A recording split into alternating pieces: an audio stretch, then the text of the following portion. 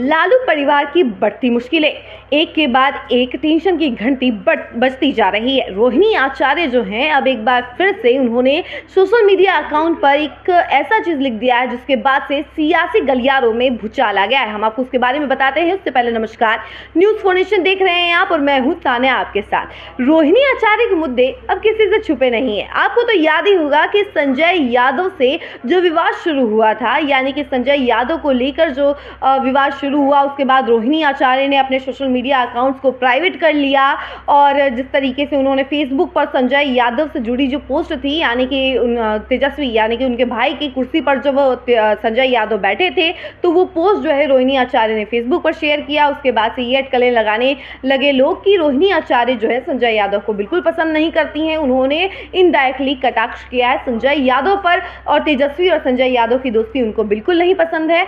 तो वहीं दूसरी तरफ एक के बाद एक जो है एक्शंस में नजर आई वो। अब आपको बता दें कि रोहिणी आचार्य ने सबसे पहले तो सोशल मीडिया अकाउंट प्राइवेट किया, उसके बाद उन्होंने सभी लोगों को अनफॉलो कर दिया। परिवार के जितने भी लोग थे उन्होंने सभी लोगों को अनफॉलो कर दिया।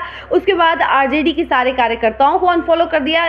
पहले दिन देखा गया कि वो सिर्फ और सिर्फ 61 लोगों को फॉलो करती हैं, लेकिन दूसरे दिन जब उनका अकाउंट देखा गया तो सिर्फ 3 लोगों को वो फॉलो करती थी। उसके बाद जैसे जैसे सिचुएशन आगे बढ़ी तो वैसे वैसे चीज़ें भी आगे बढ़ती हुई नजर आई। देखिए, इन सारी सिचुएशन के बाद रोहिणी आचार्य ने सबसे पहले एक ट्वीट जो है नवरात्रि के पहले दिन किया, जिसमें उन्होंने इनडायरेक्टली जो नरेंद्र मोदी की स्वर्गीय माँ को गाली दी गई थी उसके ऊपर कटाक्ष करती हुई नजर आई थी, लेकिन वो बड़ा इनडायरेक्टली था। यानी कि वो ट्वीट तो था और उसमें उन्होंने ये मेंशन किया था कि उन्हें बिल्कुल अच्छा नहीं लगता कि कोई किसी माँ को, किसी बहन को अपमान करे, अपमानित शब्दों के साथ उच्चारण करे उनका। तो वो चीज़ पे उन्होंने टैग किया था, लेकिन उसके बाद से लोग जो हैं उस चीज़ को इस चीज़ से जोड़ रहे थे कि तेजस्वी यादव की जनसभा में जिस तरीके से नरेंद्र मोदी की स्वर्गीय माँ को गाली दी गई थी, तो ये कटाक्ष जो है तेजस्वी यादव पर किया है रोहिणी आचार्य ने। लेकिन उसके बाद जो है रोहिणी आचार्य ने इस पर कोई ऑफिशियल बयान नहीं दिया।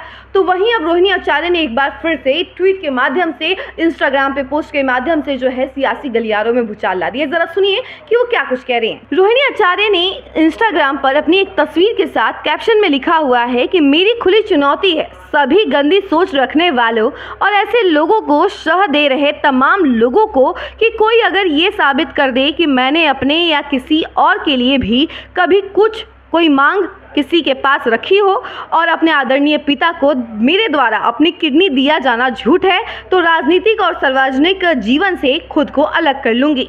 साथ ही दोषारोपण करने वाले अगर अपना झूठ दुष्प्रचार साबित नहीं कर सके तो उनमें भी इतना साहस होना चाहिए कि वो सब के सब जिस किसी के भी कहने पर ऐसा कर रहे हैं या फिर कह रहे हैं, उसके साथ सार्वजनिक तौर पर मुझसे और देश की हर माँ, बहन, बेटी से ये कहते हुए माफी मांगे कि भविष्य में वो कभी किसी माँ, बहन, बेटी के बारे में कोई अपमानजनक और झूठी बात नहीं कहेंगे और फैलाएंगे।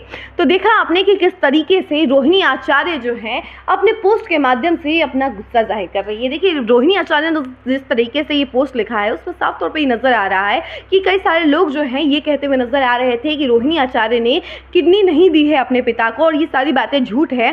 तो उसी पर उन्होंने पलटवार करते हुए तीखा जवाब देते हुए कहा है कि अगर ये बात झूठ है तो वो अपने आप को राजनीतिक और सामाजिक जितनी मतलब कि परिवार से हर जगह से वो अपने आप को दूर कर लेंगी, यानी कि राजनीतिक पद का उनको कोई लालसा नहीं है। पहले भी उन्होंने ट्वीट करके बताया था। उसके बाद से ये कहना और ये भी कहना कि अगर ये सब झूठ होता तो आपको ये प्रूफ करके दिखाए। इसके अलावा उन्होंने ये भी कहा है कि अगर ये सच है और मैं सच कह रही हूँ तो उन सभी लोगों को, जिन लोगों ने उनके बारे में कहा है, उन सभी लोगों को माफ़ी मांगनी चाहिए। देश की हर बेटी से, हर माँ से और हर वो औरत से माफ़ी मांगनी चाहिए जिसके खिलाफ, जिसके लिए वो झूठे शब्दों का इस्तेमाल करते हैं, खराब शब्दों का इस्तेमाल करते हैं, आपत्तिजनक शब्दों का इस्तेमाल करते हैं। उन सभी लोगों से माफ़ी मांगनी चाहिए। तो देखा आपने कि किस तरीके से रोहिणी आचार्य के इस ट्वीट के बाद से अब हंगामा मच गया है। अब सियासी गलियारों में भूचाल आ चुका है।